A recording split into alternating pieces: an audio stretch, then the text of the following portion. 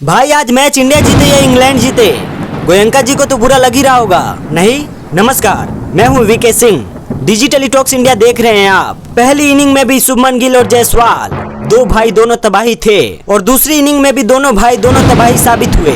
इन दोनों भाइयों का नाम है केएल राहुल और ऋषभ पंत और दोनों के बीच कॉमन कनेक्शन यह है कि दोनों ही गोयंका जी के लिए खेल चुके हैं। एक का तो 36 का आंकड़ा रह चुका है, इतना कि एक ने तो गोयंका जी के साथ अच्छे से हाथ भी नहीं मिलाया और दूसरा वाला भी पूरा आईपीएल फ्लॉप रहा लास्ट मैच इनिंग को छोड़कर।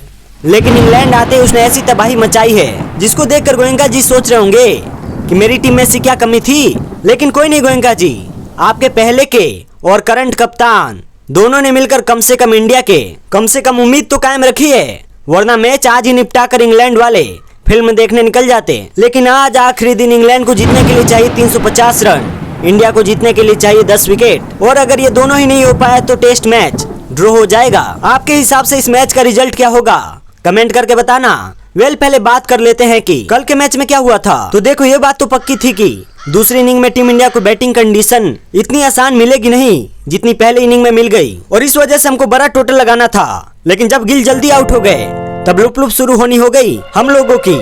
आसमान में काले बादल छाए हुए थे और हमारे जीवन में भी अंधियारा छा रहा था। लेकिन राहुल और पंत की पार्टनरशिप हमारे जीवन में उजाला लेकर आई। दोनों ने क्या बैटिंग करी है भाई साहब, और मुश्किल कंडीशन में बढ़िया पार्टनरशिप लगाई। ऋषभ पंत के लिए तो और भी मुश्किल था क्योंकि उनको तो आदत है आड़े टेढ़े शॉट लगाने का। शुरू में उन्होंने ट्राई किया लेकिन उनको जल्दी पता चल गया कि यहाँ पर उनका विकेट जाना मतलब इंडिया का हार के करीब हो जाना। और उन्होंने बकायदा अपने आप को समझाया और हमको उनकी खुद से की गई बातें स्टंप माइक से भी सुनने को मिली, जहाँ पर वो खुद को ही कंट्रोल होने को बोल रहे थे और ये कंट्रोल वाकई में काम आ गया।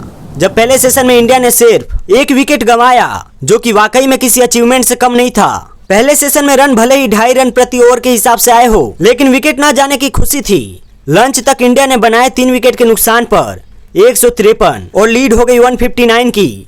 लंच के बाद खा पी कर राहुल और पंत ने अंग्रेजों की सुताई करनी चालू करी। केएल राहुल ने तो कसम से ऐसे शॉट खेले की, ऐसी कवर ड्राइव मारी की एक वक्त को तो मैं सच में विराट कोहली को भूल गया था। मुझे याद है कि जब हम न्यूजीलैंड के खिलाफ पिछले साल पहले टेस्ट मैच में हारे थे तो किस तरीके से पूरे देश ने राहुल को बुरी तरीके से ट्रोल किया था और उनको अगले टेस्ट मैच में टीम से निकाल दिया गया था। लेकिन पहले ऑस्ट्रेलिया और अब यहाँ इंग्लैंड में उन्होंने क्या जबरदस्त रिडम्पशन किया है। राहुल ने शतक लगाकर अंग्रेजों को बता दिया कि नाम तो आप लोगों ने मेरा सुना ही होगा राहुल, और आगे भी सुनते रहेंगे क्योंकि रन तो बहुत बनने वाले हैं। लेकिन अगर राहुल डाल थे तो ऋषभ पंत पात। ऋषभ ने ऑलरेडी पहली इनिंग में शतक लगाया हुआ था लेकिन उनका मन एक से भरा नहीं, इसलिए उन्होंने एक और सेंचुरी ठोक दी और लिटरली ठोकी है क्योंकि उनकी 118 रन 84 के स्ट्राइक रेट से बने। यही नहीं, ऋषभ पंत की अब टोटल टेस्ट सेंचुरी हो गई है 5 जो उन्होंने सेना कंट्रीज में बनाई है। इंग्लैंड में उन्होंने ऑलरेडी गावस्कर और विराट कोहली से ज्यादा शतक बनाए हैं और अभी तक उनके टोटल 50 टेस्ट मैच भी पूरे नहीं हुए। जब तक ऋषभ पंत रिटायर होंगे मुझे यकीन है कि वो इंडिया के बेस्ट टेस्ट बल्लेबाजों में शुमार हो जाएंगे।